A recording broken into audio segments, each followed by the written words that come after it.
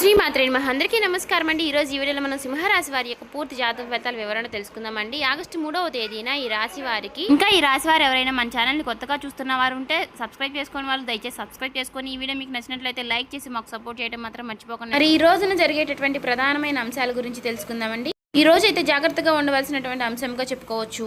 ఎందుకంటే ఈ రోజున మీ జీవితంలో ఒక డెడ్ లైన్గా ఉండబోతోంది. ఎందుకు అంటే కనుక మధ్యాహ్నం 2:30 తర్వాత మీ జీవితంలో ఊహించినటువంటి ఒక మార్పు అనేది రాబోతుంది. శ్రీ సమ్మక్క సారక్క జ్యోతిష్యాలయం గురువు గారు విజయరాజ్ గారండి. ముఖం చూసి లేదా చేయి చూసి ఫోన్ కాల్ ద్వారానే జాతకం అనేది చెప్పబడును. స్త్రీ పురుష వశీకరణ కూడా చేయబడును. చెడు ప్రయోగాలు, గుప్త నిధులు, అలాగే ఏ సమస్యలకైనా మీకు పరిష్కారం అనేది 100% చేయబడును. వ్యాపార సమస్యలు, పెళ్లి సమస్యలు, రాజకీయ సమస్యలు, విదేశీ ప్రయాణం, ధనం నిలకడగలేకపోవడం, భార్యాభర్తల సమస్యలు, అత్తకోడల సమస్యలు, హస్తగాదాలు, అప్పుల బాధలు, ఇలా ఏ సమస్యలకైనా ఈ గురువు గారు 100% మనకు జాతకం అనేది చెప్పబడును. మీరు ఎక్కడున్నా సరే ఈ గురువు గారిని ఫోన్ కాల్ ద్వారా సంప్రదించవచ్చు. ఈ గురుగారు ఫోన్ నెంబర్ వచ్చేసి 9100263308 అండి.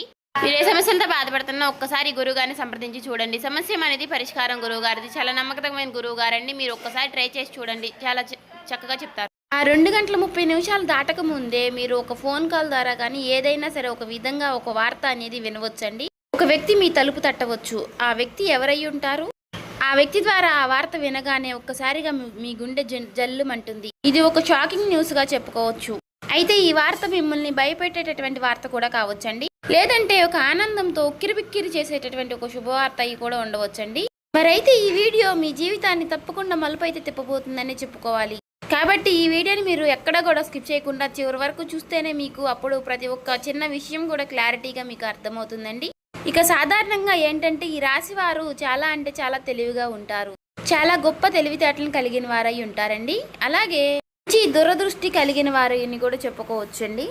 అలాగే మీకు ఏదైనా ఒక విషయం జరిగే ముందు ఒక రకమైనటువంటి సూచన, అంటే అది అంతర్బోధ, అంటే ఇలా జరుగుతుంది అని చెప్పేసి మీ మనసుకి కనిపిస్తూ ఉంటుంది. కానీ ఈ మధ్య కాలంలో మీ మనసు మొద్దుబారిపోయినట్లుగా మీకు కూడా అనిపిస్తుంది కదా. అంటే మీరు అనుకున్నవి ఏది కూడా పూర్తిగా వర్కౌట్ కావడం లేదండి. గత కొన్ని రోజులుగా ఎదుటివారు కూడా మిమ్మల్ని అర్థం చేసుకోవటం లేదనేటటువంటి బాధగా, అది కూడా మీలో ఒక వంతు బాధగా ఉంది. మరైతే మీ గుండె లోతుల్లో ఏదో ఒక అద్భుతం అనేది జరగబోతుంది అని చెప్పేసి మీరు మాత్రం మనసులో పూర్తిగా ఏదో ఒక విషయంలో నమ్ముతూనే ఉంటారు. అయినప్పటికీ గత కొన్ని సంవత్సరాలుగా మీరు ఒక గందరగోళమైనటువంటి పరిస్థితులు అనేది చిక్కుకున్నారండి. చెప్పాలంటే ముఖ్యంగా ఒక ఆర్థిక పరమైనటువంటి విషయంలో కావచ్చు, లేదంటే ఒక డాక్యుమెంట్స్ విషయంలో కావచ్చండి, లేదా భూమి విషయంలో కావచ్చు. ఇలా మీరు ఎదురు చూపులు చూస్తూ ఉన్నారు. అసలు ఇది జరుగుతుందా లేదా అని చెప్పేసి ఒక రకమైనటువంటి సంఘటనతో సంవిధ్యంలో మీరు కొట్టుమిట్టు ఆడుతున్నటువంటి పరిస్థితులు కూడా కనిపిస్తూ ఉన్నాయండి. మరైతే మీరు బాగా నమ్మినటువంటి కొంతమంది వ్యక్తులు కూడా మీ మీద నెగిటివ్గా సమాచారం అనేది చేస్తూ ఉండటం. అయితే రేపటి రోజున మీకు మధ్యాహ్నం ఈ టెన్షన్స్ కానీ, లేదంటే తర్వాత జరగబోయేటటువంటి అంశం గురించి కానీ తెలుసుకుంటే ఇది మీకు చాలా చాలా ప్రత్యేకంగా మీ జీవితంలో ఉండబోతుంది. ఇప్పుడు అసలు విషయానికి వస్తే కనుక రేపటి రోజున మధ్యాహ్నం 2:30 లోపు మీకైతే ఒక వార్త అయితే అందుతుందండి. ఆ వార్త ఏమిటి అంటే కనుక ఆ వార్త మీ జీవితాన్ని ఎన్నో మలుపులు తిప్పుతుంది.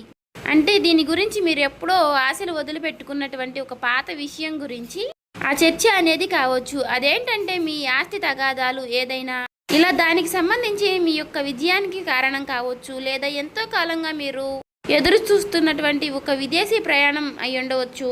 ఇంకా లేదంటే ఒక భారీ మొత్తం ఒక అమౌంట్ అనేది మీ అకౌంట్లో పడడం, దాని గురించి అయ్యి ఉండవచ్చు. మరి మీకు రేపటి రోజున ఆ సమయంలో ఒక శుభ పరిమాణం అనే చెప్పుకోవచ్చండి. అందులో కూడా ఒక ట్విస్ట్ ఉంటుందండి. ఆ వార్త వినగానే మీకు నేరుగా అయితే ఆ వార్త ఏమీ రాదండి. ఏదైనా ఒక వ్యక్తి ద్వారా హఠాత్తుగా ఆ వార్త అనేది మిమ్మల్ని చేరుకుంటుంది. మీ గుండె ఎందుకు జల్లుమంటుంది అంటే ఆ వార్త వినగానే మీ గుండె జల్లుమనడానికి 2 రకాలైనటువంటి కారణాలు అయితే లేకపోలేదండి. మొదటిది ఏంటి అంటే నమ్మలేనటువంటి ఒక నిజం. అంటే ఇది మనకి సాధ్యం కాదు కదా అని పూర్తిగా ఫిక్స్ అయిపోయినటువంటి ఒక నిజం. కానీ ఆ వార్త వినగానే అది సాధ్యమైపోయిన అని తెలుసుకోగానే మీ యొక్క మెదడు మొద్దుబారిపోయినట్టుగా అయిపోతుంది. అంటే మీరు చాలా ఆశ్చర్యపోతారన్నమాట. ఆ షాకింగ్ న్యూస్ వల్ల వచ్చేటటువంటి ఎమోషన్ ఏదైతే ఉందో అది మీ గుండెను కూడా తాకుతుంది. ఇక ఆ వార్తతో పాటుగా ఒక పాత వ్యక్తి పేరు కూడా మీకు రేపటి రోజున బయటకు వస్తుంది. అతను లేదంటే ఆమె మరలా వారు మీ జీవితంలోకి రావడం అనేది జరుగుతుందన్నమాట. వారు వచ్చారా అనేటటువంటి ఒక షాకింగ్ అనేది మీలో కలుగుతుందండి. అది ఆనందం, భయం రెండు కలగలిపినటువంటి ఒక రకమైనటువంటి ఒక గొప్ప అనుభూతి లాగా మీకు అనిపిస్తుంది. ఈ అనుభూతి కారణంగా మీకు ఊహించిన విధంగా వచ్చేటటువంటి ఆ ఒక్క వార్త కారణంగా మీరు ఒక్కసారిగా ఆశ్చర్యపోయేటటువంటి అవకాశాలు కూడా చాలా అంటే చాలా ఎక్కువగా కనిపిస్తున్నాయండి.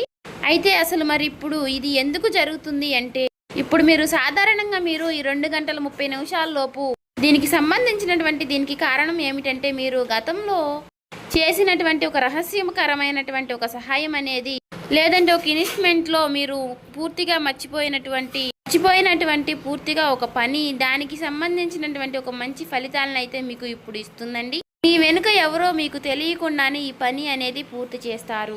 ఎవరు చేసుంటారు అని చెప్పుకోవాలి అంటే మాత్రం ఆ భగవంతుడే చేశారని చెప్పుకోవాలి.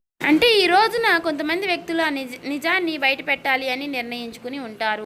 అయితే అందుచేత వారు ఊహించని విధంగా మీకు ఈ ధనలాభం అనేది మీదే, ఈ ఆస్తి కూడా మీదే, దానికి సంబంధించినటువంటి డాక్యుమెంట్స్ కానీ ఇలాంటివి ఏవైనా సరే తీసుకువచ్చి మీకు పూర్తిగా వివరణ అనేది చేస్తారండి.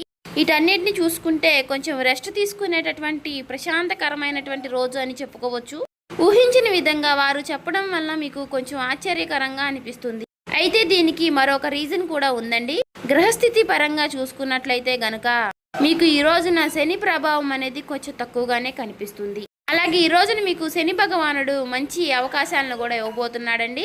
రాహువుల యొక్క సంచారం, గురు దృష్టి మీ యొక్క రాశి యొక్క పైన కూడా పడిందండి. కాబట్టి ఈ 2 గంటల 30 నిమిషాలు అనేది ఈ రాశి వారికి ఒక ముహూర్తం లాంటిది అన్నమాట.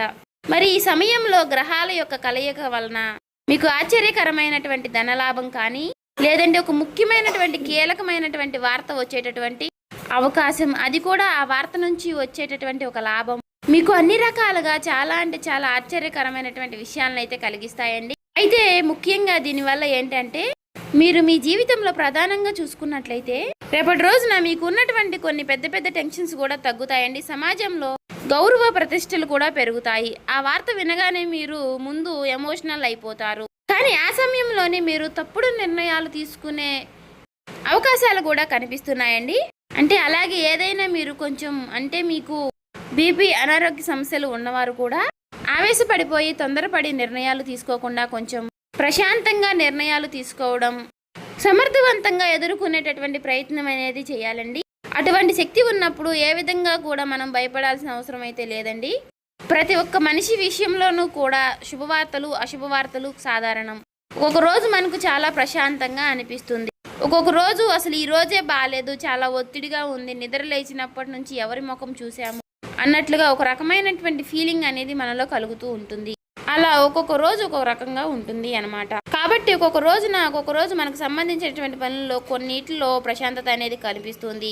అదేవిధంగా ఒక్కొక్క రోజు మనకు సంబంధించిన పనుల్లో పూర్తిగా డేలా పడిపోతామేమో అన్నట్లుగా అనిపిస్తూ ఉంటుంది. కాబట్టి ఏదైనా మన ఆలోచన విధానంలో మనం తీసుకునే నిర్ణయాలు బట్టి ఉంటుందండి. కాబట్టి ఈ రోజున ఉదయం టైంలో ఆ శివుడి యొక్క ఆరాధన చేసుకోవడం, ఓం నమః శివాయ అనే మంత్రాన్ని జపించుకుంటూ ఉండడం, వీలైతే మీరు శివాలయానికి వెళ్ళి 11 ప్రదక్షిణలు కానీ 21 ప్రదక్షిణలు కానీ చేసుకుని కాసేపు ఆ ఆలయంలో ప్రశాంతంగా కూర్చుని శివుని దర్శనం చేసుకుని మీకు వీలైనన్ని సార్లు లేదంటే 108 సార్లు కానీ ఓం నమః శివాయ అనే మంత్రాన్ని జపించడం వల్ల మీకు ఉన్నటువంటి కొన్ని నెగిటివిటీ అనేది తొలగిపోయి పాజిటివిటీ అనేది పాస్ అవుతుందండి. ఒక మాటలో చెప్పాలంటే మైండ్ అంతా కూడా మీకు కొంచెం రిలీఫ్ అనేది ఇస్తుంది. ఇది ఒక విశేషమైనటువంటి రోజుగా చెప్పుకోవచ్చు. ఇక ఈ రోజు మధ్యాహ్న సమయంలో మీరు ఎవరితో కూడా గొడవలకు కానీ తగాదలకు కానీ పోవద్దండి. ఈ రోజున మీరు నీలం రంగు దుస్తువులు ధరించడం వల్ల మీకు మరింత ప్రశాంతతను ఇస్తుందన్నమాట. అంతేకాకుండా ఈ రోజున మీకు పసుపు రంగు వస్త్రధారణ కూడా మీకు ఎంతో జయం కలిగిస్తుందండి. అలాగే ఈ రోజు మధ్యాహ్నం మీ జీవితాన్ని మార్చేసేటటువంటి ఒక ఫోన్ కాల్ అనేది మీకు వస్తుందండి. ఆ ఫోన్ కాల్ రూపంలో మీ జీవితంలో ఒక సరికొత్త వెలుగుని నింపాలని చెప్పేసి మనస్ఫూర్తిగా నేను కూడా కోరుకుంటున్నాను. ఇక ఈ రోజున మీకు తూర్పు దిక్కు ప్రయాణం అనేది ఎంతో విశేషంగా ఉంటుంది. ఇక ఎప్పుడూ కూడా మీకు వీలైనంత సహాయం మీరు ఎవరికైనా చేయడంలో మీరు ముందుంటారు. ఒకరిని ముంచాలి, ఒకరిని నష్టపెట్టాలి, ఒకరికి సమస్యలు కలిగించాలని చెప్పేసి మీరు ఎప్పుడు కూడా అనుకోరు. మీ మనసులో కూడా మీకు ఎప్పుడూ కూడా అలాంటి ఊహలు కూడా రావండి. కాబట్టి మీ మంచితనం వల్లే మీకు ఎప్పుడూ కూడా మంచి జరుగుతూ ఉంటుంది. అలా మీకు ఆగిపోయినటువంటి పనుల్లో కూడా ఒక మంచి మార్పులు కలగడానికి అది కూడా ఒక సహాయపడుతుందండి. అలాగే మనం ఎప్పుడైనా సరేనండి చేసినటువంటి మంచి పనులు మనకి ఒక్కొక్క రోజు మనకి అవే సహాయపడుతూ ఉంటాయని చెప్పుకోవచ్చు. అలా నిదర్శనమే ఈ రోజు అండి. కాబట్టి మీ జీవితంలో రాబోయేటటువంటి మీ జీవితంలో ఒక మంచి మార్పు అనేది వస్తుంది. మీరు మనస్ఫూర్తిగా మంచిగా ఈ రోజున పాజిటివ్గా ఉండండి. మీ మనసులో మీరు ఎప్పుడు ఎటువంటి నెగిటివ్ ఆలోచనలు అనేవి చేయకండి. అలాగే మీరు ఏదైనా ఒక విషయం గురించి నిర్ణయం అనేది తీసుకునే ముందు 1కి 4 సార్లు ఆలోచించి పెద్దల యొక్క సలహాలు సూచనలు తీసుకుని జాగ్రత్త నిర్ణయాలు అనేవి తీసుకోండి. అలాగే మీ ఇంట్లో పెద్దల యొక్క ఆశీర్వచనాలతో పాటు మీ జీవిత భాగస్వామి యొక్క నిర్ణయాలని గౌరవించండి. ఇక ఈ రోజున మీరు బయటికి వెళ్ళే ముందు ఆ శివుడి యొక్క బసం కానీ లేదంటే సింధూరాన్ని కానీ ధరించండి నుదుటున. ఇలా ధరించడం వల్ల మీకు వచ్చేటటువంటి కొన్ని నెగిటివ్ ఆలోచనలు నెగిటివ్ సమస్యలు అనేవి తొలగిపోతాయి. అంతా కూడా పాజిటివిటీగా ఉంటుంది. మీ మనసు కూడా చాలా ప్రశాంతంగా ఉంచుకోనండి. నలుగురితో నవ్వుతూ మాట్లాడండి. ఎవరి మీద కూడా చిరాకు పడడం కోప్పడడం ఇలాంటి పనులు చేయకండి. అలాగే మీకు వచ్చేటటువంటి సంకేతాల ద్వారానే మీకు రిజల్ట్ అనేది చాలా కనిపిస్తూ ఉంటుంది. కాబట్టి మీరు కొన్ని ఏవైనా సరేనండి వచ్చినప్పటికీ వాటి గురించి ఆలోచిస్తూ ఉండండి. సో చూసారు కదండి, ఈ వీడియో కనుక మీకు నచ్చినట్లయితే ఓం శ్రీ మాత్రే నమః అని కామెంట్ చేసి లైక్ చేసి మాకు సపోర్ట్ చేయడం మాత్రం మర్చిపోకండి. ఇంకా ఎవరైనా మన ఛానల్ సబ్స్క్రైబ్ చేసుకునే వాళ్ళు ఉంటే దయచేసి సబ్స్క్రైబ్ చేసుకోండి.